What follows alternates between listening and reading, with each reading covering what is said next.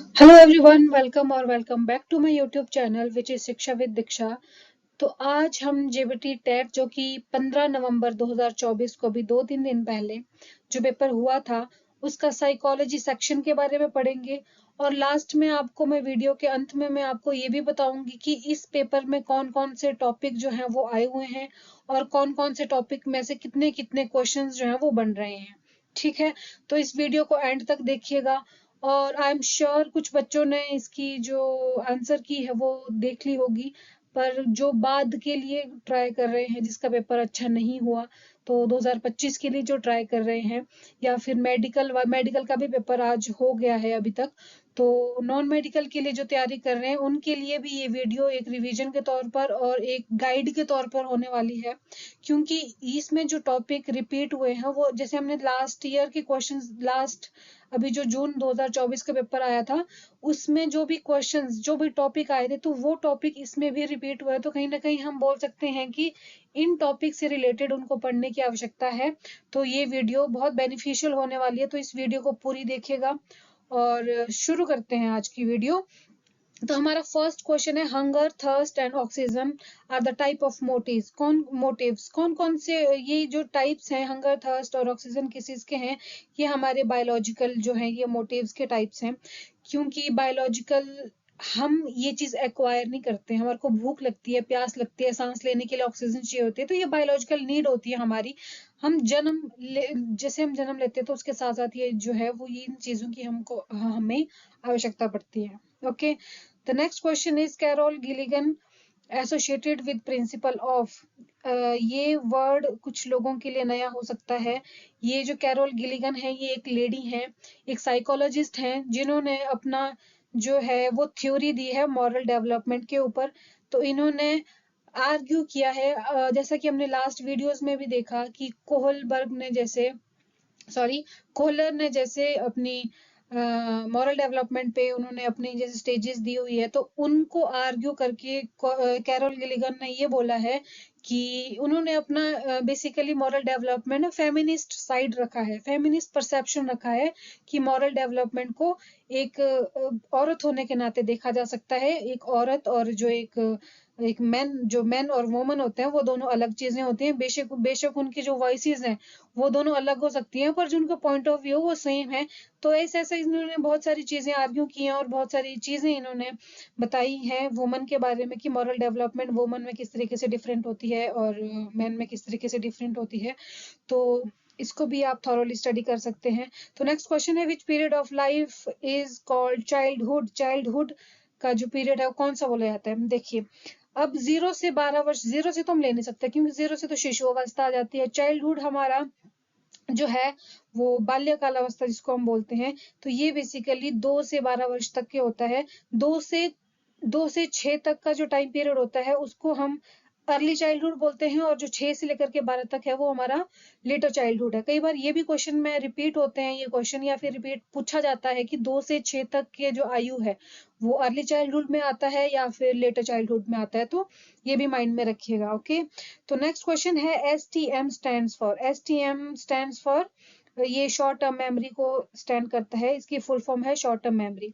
The next question is, Jean पियाजे divided cognition, cognition ही cognitive development, cognitive आएगा V E, cognitive development is in dash stages. तो Jean पियाजे की cognitive development के बारे में, संज्ञानात्मक विकास जिसको हम हिंदी में बोलते हैं, तो इसके बारे में इन्होंने बताया हुआ है। इसमें इन्होंने कितनी स्टेजेस के बाद किया, इसमें किया इन्होंने 4 स्टेजेस के बाद, जो कि है sensory motor, pre operational, operation and formal operational. जैसा कि लास्ट वीडियोस में हमने देखा था, बेसिकली वही चीज मैं बार बार रिपीट कर रही हूँ और करती आई हूँ कि जैसा हमारे प्रीवियस ईयर क्वेश्चंस पेपर होते हैं उससे रिलेटेड ही हमारे आगे आते हैं। बेशक क्वेश्चंस थोड़े अलग हो सकते हैं बट टॉपिक जो है वो मैक्सिमम हमें सेम देखने को मिलते हैं, तो उन्हें भी पढ़ के जाना हमारे लिए बहुत ज्यादा जरूरी है। तो which psychologist describe G and S intelligence factor. G और एस, जैसे कि हमारे इससे पता चल रहा है कि जी stands for general, S stands for specific. General factor और स्पेसिफिक फैक्टर की बात जो है ये स्पीयरमैन करते हैं, जो कि टू फैक्टर थ्योरी के बारे में बात करते हैं। ये भी लास्ट ईयर क्वेश्चन, अभी जून 2024 में क्वेश्चन आया हुआ था। Sheldon classified personality into dash parts. कितने पार्ट्स में डिवाइड करते हैं? ये 3 पार्ट्स में डिवाइड करते हैं पर्सनैलिटी को। एंडोमॉर्फिक, मेसोमॉर्फिक, इस तरीके से 3 है। हम डिटेल में इनको पढ़ेंगे, जरूर पढ़ेंगे जब आगे एग्जाम्स खत्म हो जाएंगे, तो जब हम न्यू सीरीज शुरू करेंगे तो जरूर इनको डिटेल में पढ़ेंगे। तो नेक्स्ट क्वेश्चन की तरफ मूव करते हैं। An average IQ is a person of a person is, क्या होती है? 90 to 110, जिसकी जो IQ लेवल होता है वो एक एवरेज पर्सन का होता है। Knowledge of result will create dash impact on learning. Result के जब हमारे को रिजल्ट का पता होता है तो वो हमारी लर्निंग पे किस तरीके से जो है इम्पैक्ट डालता है, वो डालता है पॉजिटिव इम्पैक्ट, पॉजिटिव इम्पैक्ट डालता है जी। तो नेक्स्ट क्वेश्चन है, एंडोक्राइन ग्लैंड सीक्रेट्स क्या छोड़ता है जी? या हार्मोन छोड़ता है जी? हार्मोन इसका राइट आंसर हो जाएगा। Cause and effect relationship ought to be done more accurately by. Cause और इफेक्ट जो रिलेशनशिप है ये हमारे को इन जो मेथड जो हमारे पास दिए हुए हैं इनमें सबसे अधिक जो है किस में से जो है पता चलता है? तो जो इसका राइट आंसर होगा वो होगा एक्सपेरिमेंटल मेथड, क्योंकि एक्सपेरिमेंट में ही, जैसे मैंने लास्ट वीडियो में अभी आपको जून 2024 में जो पेपर आया था उसमें भी ये चीज डिस्कस की थी कि एक्सपेरिमेंटल मेथड में हमारे पास क्या होते हैं, वेरिएबल्स होते हैं, डिपेंडेंट वेरिएबल और इंडिपेंडेंट वेरिएबल होते हैं। तो हम वेरिएबल को चेंज करके उसमें ये देखते हैं कि एक वेरिएबल को चेंज करने पर दूसरे वेरिएबल पर उसका क्या इफेक्ट पड़ता है। तो वो कॉज और इफेक्ट का रिलेशनशिप जो होता है वो एक्सपेरिमेंटल मेथड में होता है। तो ये चीज अपने माइंड में रखिएगा। तो नेक्स्ट क्वेश्चन है, child writing down his own thoughts is an example of. अपने विचारों को लिखता है तो ये कौन सा एग्जाम्पल है? ये है रिफ्लेक्टिव जर्नल। रिफ्लेक्ट कर रहा है अपने वर्ड्स को लिख के।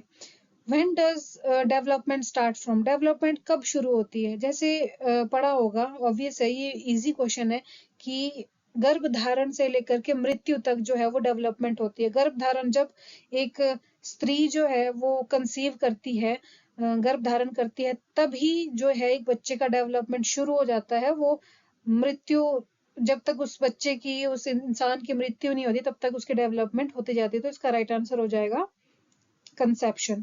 पेवलोव एक्सपेरिमेंट ऑन, किसके ऊपर पेवलोव ने एक्सपेरिमेंट किया? वो किया था कुत्ते पर। बहुत इजी क्वेश्चन। नेक्स्ट क्वेश्चन है, who gave social learning theory? Social learning theory जो है वो किसने दी है? ये भी लास्ट अभी जून 2024 में आया हुआ है।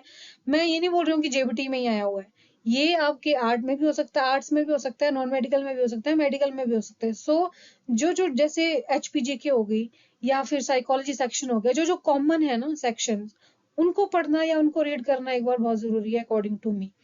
तो सोशल लर्निंग थ्योरी जो किसने दी है? ये दी है बंदूरा ने।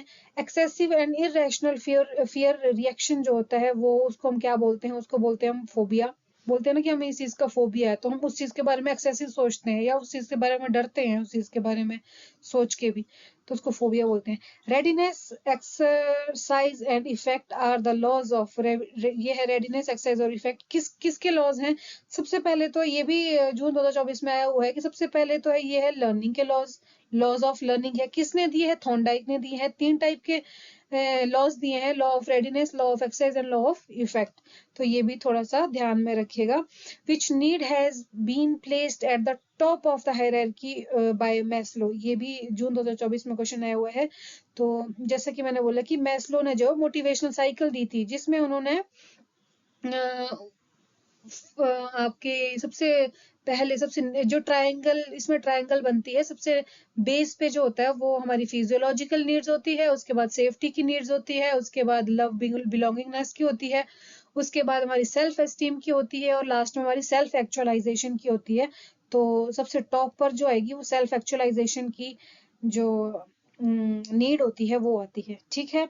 If previous learned material creates obstruction in new learning, this will known as dash transfer of learning। अगर ऑब्स्ट्रक्शन क्रिएट कर रही है, जब हमने कोई चीज सीखी हुई है पास्ट में और अब वो हमारे लिए प्रॉब्लम क्रिएट कर रही है, तो उसको हम कौन सा ट्रांसफर ऑफ लर्निंग बोलेंगे? ट्रांसफर ऑफ लर्निंग पॉजिटिव होगी, नेगेटिव होगी, जीरो होगी या नन ऑफ द अबव होगी। तो इसमें जो राइट आंसर होगा ये होगा हमारा नेगेटिव। अगर तो कोई प्रीवियस में हमने चीज सीखी हुई है और आज हमारे को वो चीज बेनिफिशियल या फिर लाभ प्रदान कर रही है तो वो पॉजिटिव होगी। पर पुरानी प्रीवियसली हमने कोई चीज सीखी हुई है और अब हमारे लिए प्रॉब्लम क्रिएट कर रही है तो वो नेगेटिव ट्रांसफर ऑफ लर्निंग होगी। तो इसका राइट आंसर नेगेटिव होगा। उसके बाद 20वां क्वेश्चन है operant conditioning is associated with psychologist. Where is the question that is Skinner और Rorschach ink blot test. Ink blot test क्या एक्सेस करता है? ये अनकॉन्शियस मोटिव को करता है जिसमें हमारे पास 10 टेस्ट इंक्लूडेड है। According to Freud ego is, ऐसा आएगा ये, is ego is based on, कौन से प्रिंसिपल पे जो है वो ईगो बेस करता है? ये करता है रियलिटी प्रिंसिपल पर। और कौन सा दिया था? मनोविश्लेषणात्मक जो थ्योरी है वो हमारी सिगमंड फ्रॉइड ने दी थी। और इसमें इड, ईगो और सुपर ईगो की बात करते हैं। इड जो है वो हमारे को प्लेजर प्रिंसिपल पे बेस्ड होता है, ईगो जो है वो रियलिटी पे होता है और सुपर ईगो जो होता है वो आइडियल प्रिंसिपल पे या मॉरल प्रिंसिपल पे जो है वो बेस्ड होता है। ठीक है। नेक्स्ट क्वेश्चन है army beta test is a test. कौन सा टेस्ट है? वर्बल, नॉन वर्बल, परफॉर्मेंस या ऑल ऑफ द अबव? ये है जी नॉन वर्बल टेस्ट। एक होता है हमारा army alpha test. Army alpha test जो है वो वर्बल टेस्ट है। अल्फा टेस्ट और बीटा टेस्ट, वर्बल और नॉन वर्बल और परफॉर्मेंस टेस्ट, तीन टाइप के टेस्ट होते हैं। वर्बल होता है जिसमें ओरली या फिर रिटन में जो है वो वर्ड्स यूज किए जाते हैं इन अ गिवन लैंग्वेज। ठीक है। नॉन वर्बल में क्या होता है? उसमें कोई स्पेसिफिक रिटन वर्ड्स मेंशन नहीं होते हैं। ये बेसिकली उन लोगों के लिए होता है जो डीफ होते हैं, जो बोल नहीं सकते हैं या कोई स्पेसिफिक लैंग्वेज नहीं जानते हैं, तो ये उन लोगों के लिए टेस्ट होते हैं। परफॉर्मेंस टेस्ट होते हैं जो एक्टिविटी बेस्ड टेस्ट होते हैं। तो जो आर्मी बीटा टेस्ट है वो नॉन वर्बल है और आर्मी अल्फा टेस्ट भी पूछ लिया जाता है, वो वर्बल टेस्ट होता है। ठीक है। उसके बाद है 24वां question, chronological age of child is 16 years old and his mental age is 12 years old, calculate IQ. IQ का फॉर्मूला हमारे को पता था, ये भी जून 2024 में क्वेश्चन आया हुआ है। वो होता है MA over C A. M A है हमारा मेंटल एज, सी ए है हमारा क्रोनोलॉजिकल एज। तो 12/16 मल्टीप्लाई बाय 100 हो जाएगा। तो इसका राइट आंसर, इसको जब कैलकुलेट करेंगे तो इसका राइट आंसर आ जाएगा 75। ओके।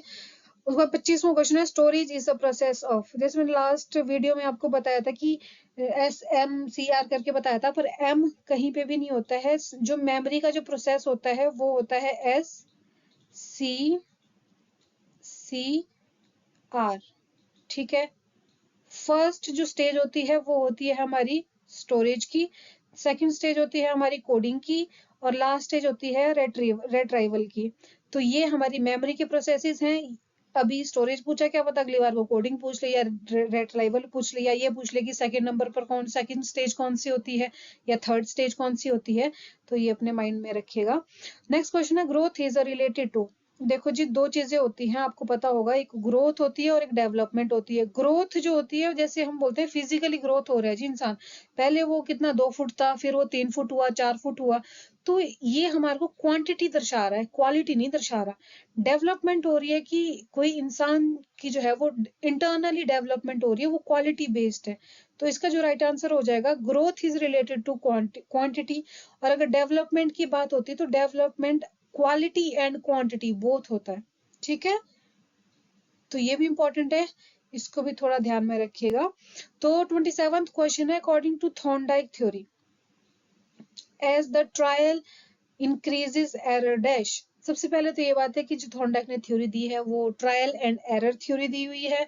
तो वो बोलते हैं कि जैसे जैसे हम ट्राई करते रहते हैं वैसे वैसे जो है एरर क्या होते हैं वो डिक्रीज करते हैं, घटते हैं। जितनी बार हम प्रैक्टिस करेंगे वैसे वैसे जो है हमारी गलतियां क्या है वो कम होती जाएंगी। तो इसकी ये बात करते हैं, तो इस डिक्रीज, इसका राइट आंसर आ जाएगा span of attention is. Span of attention limited होता है, अनलिमिटेड होता है, इनफाइनाइट होता है, नन ऑफ द अबव होता है। स्पैन ऑफ अटेंशन जी लिमिटेड होता है, अनलिमिटेड होता तब तो सारी चीजें हमारे दिमाग में रहती। स्पैन ऑफ अटेंशन लिमिटेड होगा तो इसका राइट आंसर लिमिटेड होगा। Who experimented on cat. Cat पे किसने एक्सपेरिमेंट किया है? ये किया है जी हमारे थॉर्नडाइक ने। ट्रायल एंड एरर जो ये वाला ये ऊपर वाला ये है, ये वाली थ्योरी है 27th क्वेश्चन। तो ये किस पे हुई है? ये कैट पे हुई है, तो कैट इसका, थॉर्नडाइक इसका राइट आंसर हो जाएगा। लास्ट क्वेश्चन है स्टैनफोर्ड बिने इंटेलिजेंस मेजर्स। सबसे पहले तो ये स्टैनफोर्ड बिने इंटेलिजेंस टेस्ट हुआ था, ये आई थिंक 1905 में जो है इन्होंने फर्स्ट जो है ये इंटेलिजेंस टेस्ट इसको हम बोल सकते हैं, ये 1905 में स्टैनफोर्ड बिने ने इंटेलिजेंस टेस्ट करवाया था। ये क्या मेजर करता है? ये मेजर करता है जी हमारा IQ, that is related to cognitive, संज्ञानात्मक, संज्ञान जिसको हम बोलते हैं, संज्ञानात्मक। तो ये इंटेलिजेंस टेस्ट ये मेजर करता है। ओके, तो ये थे हमारे 30 क्वेश्चंस। जैसे मैंने बोला था कि इसमें कौन कौन से टॉपिक आए हैं, ये लीजिए जी, ये लीजिए, ये मैंने आपको लिस्ट जो है वो तैयार करके दे दी है। आगे के लिए जब आप 2025 की तैयारी कर रहे हैं, या फिर अभी नवंबर में आप नॉन मेडिकल से रिलेटेड है, या फिर 2025 की तैयारी कर रहे हैं, चाहे आर्ट्स के हो, नॉन मेडिकल के हो, मेडिकल के हो, एलटी के हो या जेबीटी के हो, तो ये टॉपिक्स आपके लिए भी बेनिफिशियल होने वाले हैं कहीं ना कहीं। तो ये है जी ग्रोथ एंड डेवलपमेंट से आया हुआ है, ये इसमें से 4 क्वेश्चंस जो हैं ये आए हैं।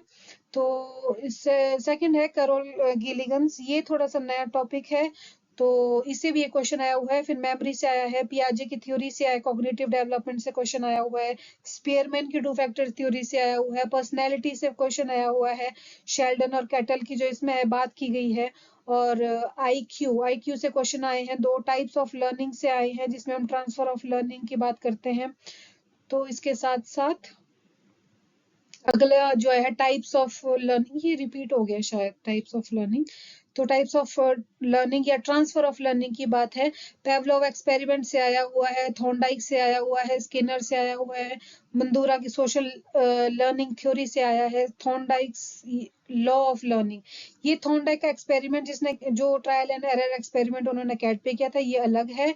और जो थॉर्नडाइक लॉज ऑफ लर्निंग है, जो 3 लॉज रेडीनेस, एक्सरसाइज और इफेक्ट की बात करते हैं, ये अलग है।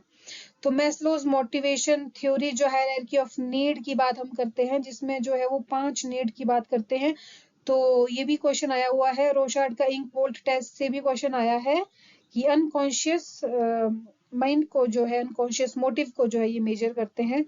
तो फ्रूड थ्योरी से भी एक क्वेश्चन आया है, ईगो से रिलेटेड। इंटेलिजेंस टेस्ट से भी 2 क्वेश्चन आए हुए हैं, एक आईक्यू निकालने के लिए, और ये एक ये पूछा है कि जो नॉर्मल जो इंसान है, एवरेज इंसान है, उसकी क्या आईक्यू लेवल होता है। सो ये थी जी लास्ट हमारी स्लाइड।